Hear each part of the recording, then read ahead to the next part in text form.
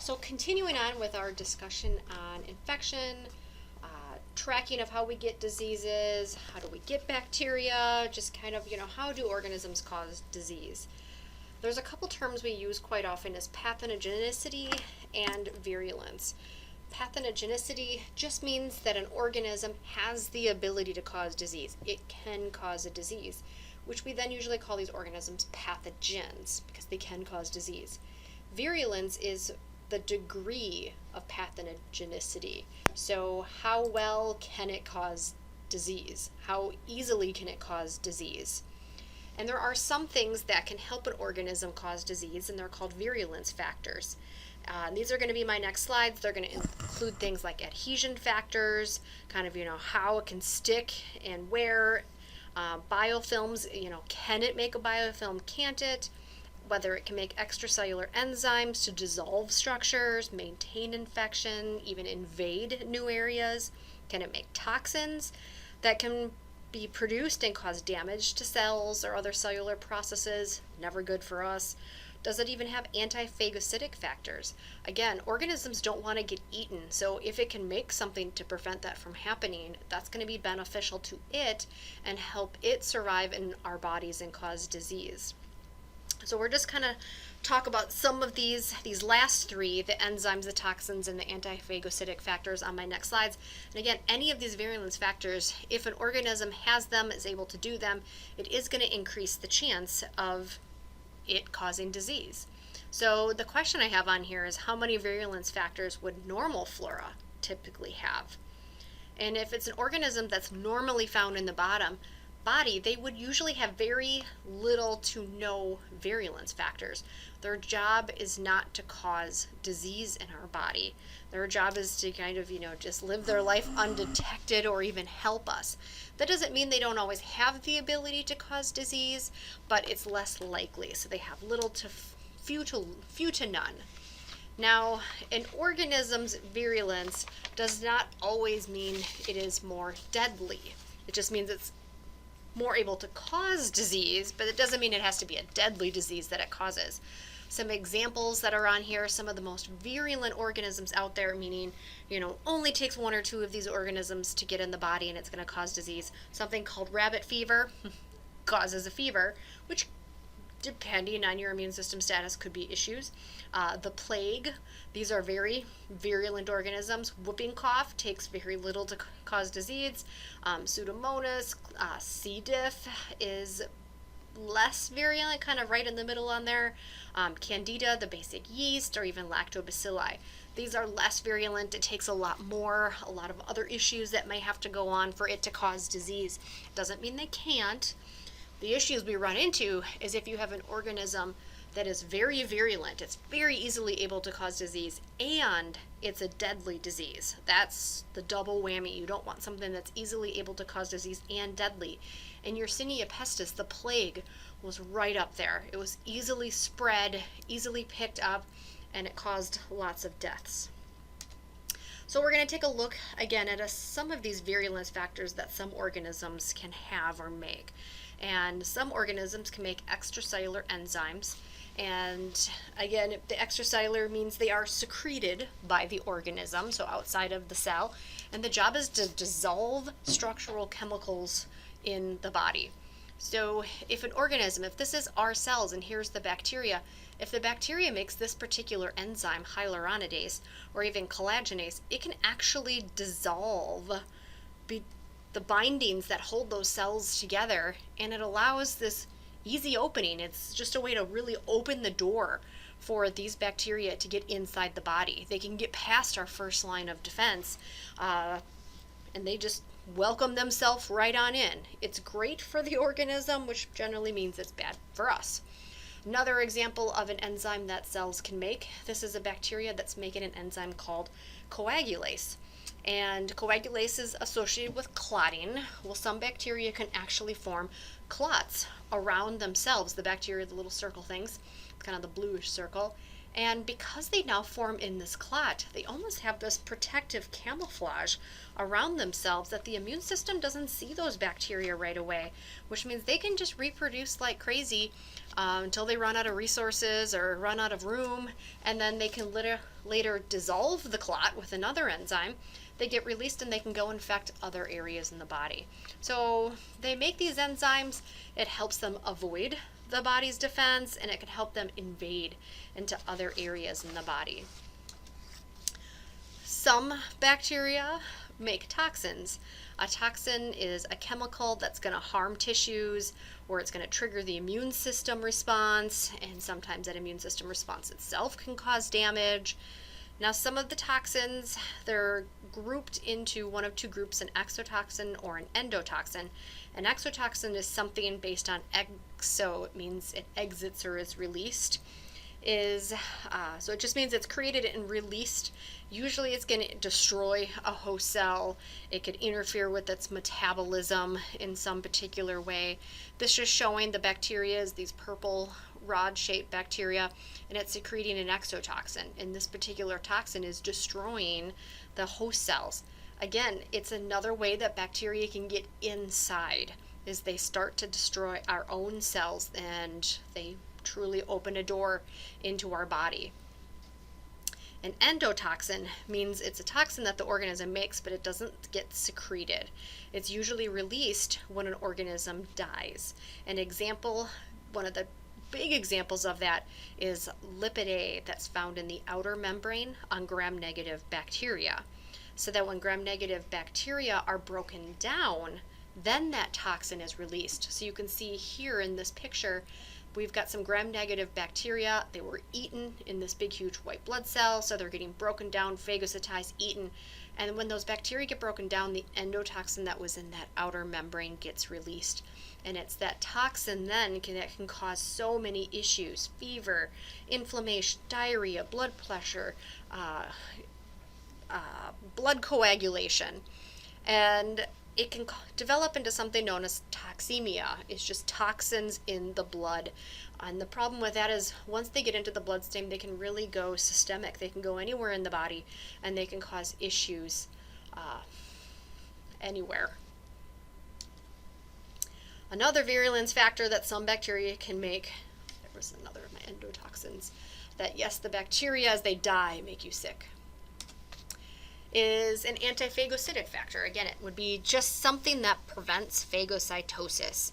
And one of them we study a little bit in the lab is whether a bacteria can make a capsule or not. And the capsule is composed of chemicals that are not quite recognized right away as foreign. And so if the bacteria can't be recognized by our immune system, it's not going to get eaten. It also can be a little slipperier. So as that phagocyte tries to engulf this particular organism that has a capsule on it, it just can't get all the way around it. And so it's a little slippery, and it ends up ejecting it. So again, it doesn't get eaten. It can also make some things called antiphagocytic chemicals that, although it may be eaten, it doesn't actually get broken down. So this particular phagocyte ate some bacteria. Here's that capsule inside of the actual white blood cell, but it prevents the lysosome, the cleaner upper organism, from fusing and breaking down that bacteria. And if that bacteria can't get broken down in the white blood cell, they're going to do what they do best. They are going to reproduce. And it's the most amazing place for a bacteria to grow. It's surviving inside of our own white blood cells, our own immune system cells, and it is growing and dividing in them.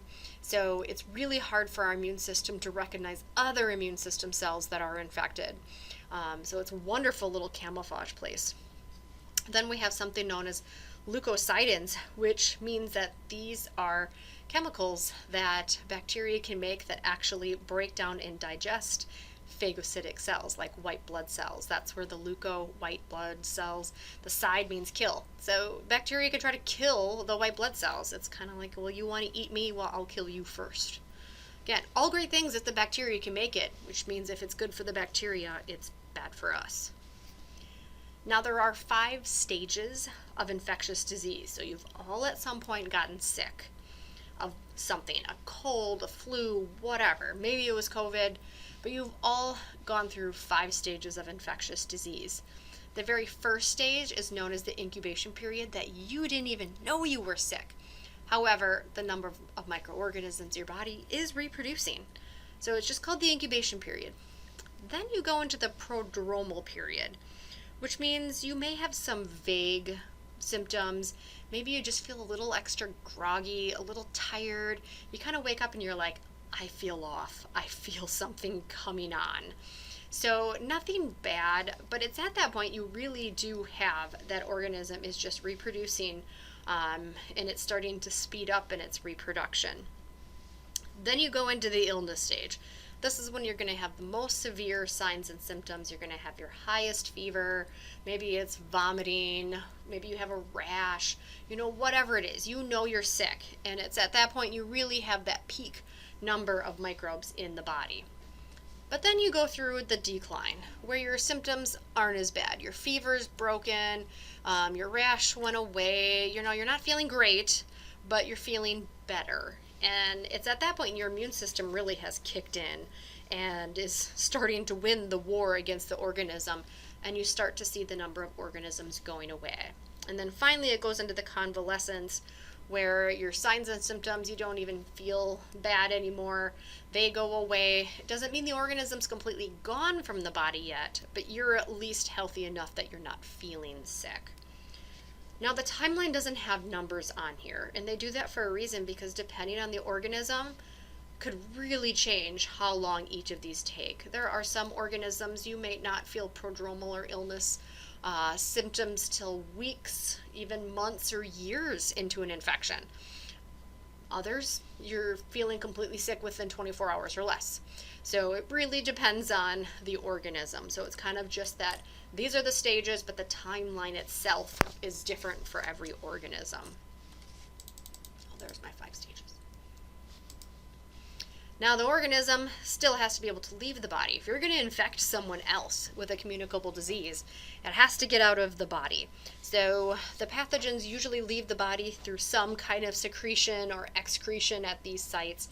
So whether it's coughing, sneezing, an open lesion, insects can even pick it up if they are sucking blood, removal of blood, fecal, urine, even sweat, although that's a pretty low chances of picking up, but lots of different ways that organisms and microbes can get out of the body and cause infection somewhere else. So when we're talking about things of moving from one person to another and causing infection somewhere else, that would be an example, kind of a generic term for mode of transmission. So it just goes from the reservoir or a portal of exit, so how does it leave one body and get into another person's portal of entry? And we group these modes of transmission into 3 groups: contact transmission, vehicle transmission, and vector transmission. Contact transmission is really a top communicable disease, meaning that you can spread this quite easily through a direct contact transmission, indirect, or droplet. A direct transmissions is talking about body contact. So touching, kissing, sexual intercourse. Indirect contact is using an inanimate object to transfer it. So if you shared a toothbrush, which is wrong on several levels, but if you shared a toothbrush, but what if you shared a drinking glass? You both drank out of the same glass. You shared a fork. Kids are touching toys all the time. They share toys. Money itself, as you go to the store and pass dollar bills or money, that's an object that could easily be passing one microorganism from one person to another. So it's just using that inanimate object to transfer. A droplet is when these microbes travel in droplets, hence my picture of a person sneezing, and it's usually for short distances. That usually if it's in a droplet, because a moisture droplet is subject to gravity, we're usually talking about 6 feet or less away that someone has to sneeze, and you have to be close enough. If someone sneezes, all the way from another side of the room, it's unlikely that those droplets would make it all the way to you. Vehicle transmission is the spread of a pathogen in air, water, or food. That also includes if it's in a bodily fluid that's handled outside of the body, but it's usually if it's spread in air, water, or food. So airborne means this is something that can travel meters and meters away from one area to another. This can happen if things get into air conditioning units in buildings or heating systems. That's why we put filters on them. Waterborne, so if you're drinking water from out in the river, please don't drink the Mississippi water. But you can get disease by things in the water. And even foodborne, if your food isn't handled correctly, it's not cooked correctly, it's not refrigerated correctly, things like that is ways we can get an organism eventually from one person to another. Vector transmission is using an arthropod. Here's some of my pictures. Is using an arthropod, so an insect, to spread the disease. And we group that into biological or mechanical. Biological is usually the one you think of more, that if a mosquito bites you and then bites someone else, it can easily spread viruses. Usually it's a lot of viruses that mosquitoes can spread. Ticks can spread a lot of diseases. Lyme's disease is one big one that's found in this area in the States. But it's, when it's physically sucking up blood or a bodily fluid and moving it to someone else. A mechanical transmission is when an insect, here's my fly, an insect like a fly lands on your food. So if you're having a picnic and a fly landed on your food, well, where was that fly before it landed on your food? I don't know if you want to know, but we'll just assume it was, sitting on some fecal matter somewhere, picked up some fecal matter on its little feet, and then it landed on your food, and now you have fecal matter on your food.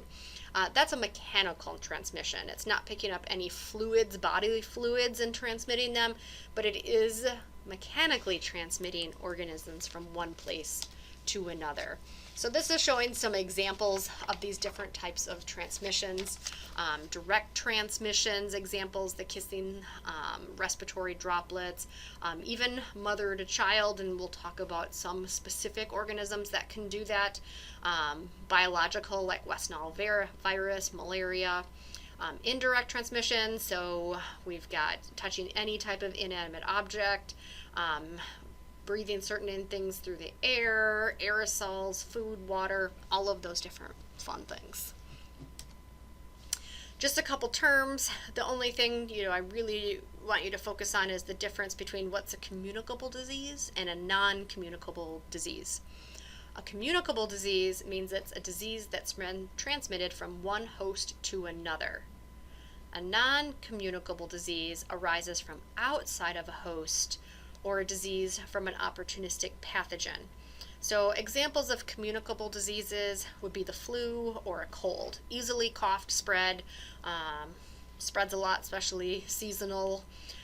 Ignore this page number, wrong edition.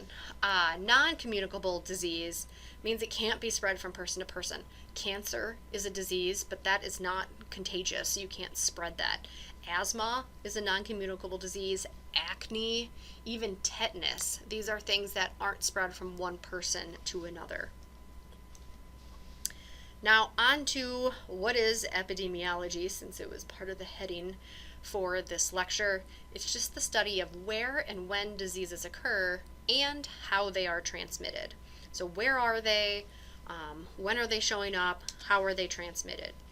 So a couple terms. Incidence just means the number of new cases of disease in a particular area during a particular time, usually the number of cases per year. I always like to say, if we're counting or tracking HIV, what are the number of new cases of HIV infections in the past year? Prevalence is looking at the total of all the cases, everyone out there that has that particular disease. So instead of just saying, the number of new cases of HIV last year, I want to say, all right, everyone in the world right now, this is our number of everyone that has HIV, not just from last year, but that has had it previously as well and still has it. So occurrence of diseases. So where are they? How are they spreading? When we talk about endemic disease, and this, we're starting to throw this word around even with COVID, is it just going to be endemic? Endemic means it is just normally there. It's not a new disease. It's just there. It's always going to be there. It's going to be around, which is kind of scary that COVID might just always be around. A sporadic means you start to have kind of a couple random cases here and there. They're irregular, infrequent. Maybe someone just traveled and brought some somewhere, but it's something that just kind of pops up every once in a while, sporadically. An epidemic means it's the organism or the disease is present, but it's at a greater frequency than usual. So for whatever reason, instead of having just 10 cases a year in a particular area, maybe there's now 10,000 cases in the last year in that same particular area. So it's a lot of cases in an area where it's normally found, just a huge outbreak. A pandemic means you are having an epidemic, but it is now spreading. It's, spreading. We find these cases everywhere. Now, I used to use this example, pre-COVID, that, the biggest pandemic was, Zika, that it was found down in South America, and we started seeing it spreading. And when they were so worried with the Olympics that it would go global.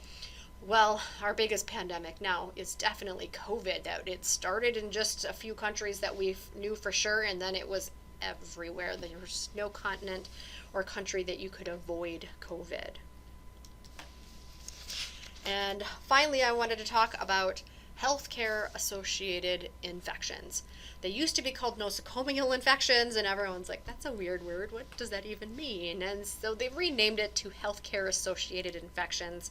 And what a healthcare associated infection is, it's an infection that's acquired by the patient or a healthcare worker while in a healthcare setting.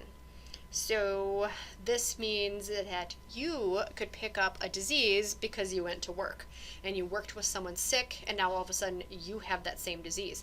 That's a healthcare associated infection. Or the same thing, your patient came in for a routine whatever and they picked up a disease in the hospital because someone else was sick that was there. That would be a healthcare associated infection. So the top types of healthcare associated infections that are picked up are just because the healthcare environment itself is where there is lots of illness. They're there because they are sick. So there's sick people everywhere. And so there's just more chances of people being exposed to things. Also, the normal flora. So anytime any type of procedure is done in a healthcare setting, normal flora can somehow get introduced into areas, into open wounds that they should not normally be. And then medical procedures, catheters, any type of invasive diagnostic procedure, surgeries, that literally opens the body up to possible infections. The ECMO machine from the one hunting the nightmare bacteria video, that opened up a whole nother possibility of putting a bacteria in the body. So this is showing examples of different organisms that are picked up in healthcare settings, and we'll go into them. A lot of them are bacteria, rotavirus, C. diff, E. coli. Again, these can get into the blood, they can get into the urinary tract, tissues, GI tract, surgical incisions or wounds, into the respiratory tract. Lots of different organisms, and we'll talk more about just about all of these when we get into a lot of the bacteria. So what can we do about it? Well, the best is just not to get sick. So some things we can do is, the top thing is wash your hands. Again, there's lots of organisms that we are touching, moving around, and then our hands are constantly touching other things. They're truly vehicles for picking up and transmitting organisms to different areas. So it's trying to reduce that chance of healthcare workers getting sick from patients and patients getting sick from being a patient. So it's, washing hands, washing equipment, proper PPE, all of those things to just really reduce that chance of spreading. And then there is a whole group of individuals that do track these different diseases. We have never heard more from the CDC and the World Health Organization until COVID hit. Then we have been asking them for everything and every information that they can give us. So the CDC is the United States' own health public agency. The World Health Organization coordinates with multiple countries and, is constantly watching and monitoring different diseases. And we do have laboratory response networks that track diseases. Where are they going? We do have computer-based systems that can try to track some of these different diseases. Now, the CDC is our national public health service, but we have more local public health agencies as well. Just in La Crosse, we have our own La Crosse Public Health Department, and their job really is just to try to limit or interrupt disease transmission. So they're monitoring food and water safety. They do go out and test the waters in the Mississippi before and during the summer months to make sure it's safe to swim at the beaches. They try to reduce disease vectors in reservoirs, and this is a big one for ticks and for mosquitoes. Always encouraging to not have standing water, making sure you have light colored clothing in the summer and that you've got bug spray on.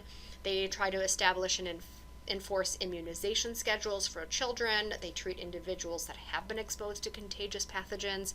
And if needed, they establish isolation and quarantine measures. Like COVID, they're the ones that said this is how many days you needed to be quarantined or isolated. And they educate us on how to try to be healthy, making sure you cook your foods all the way and you eat all your fruits and vegetables and wash your hands and all of those types of things. So they do a lot for us, whether you realize that they're doing it, but you are hearing it from multiple different sources.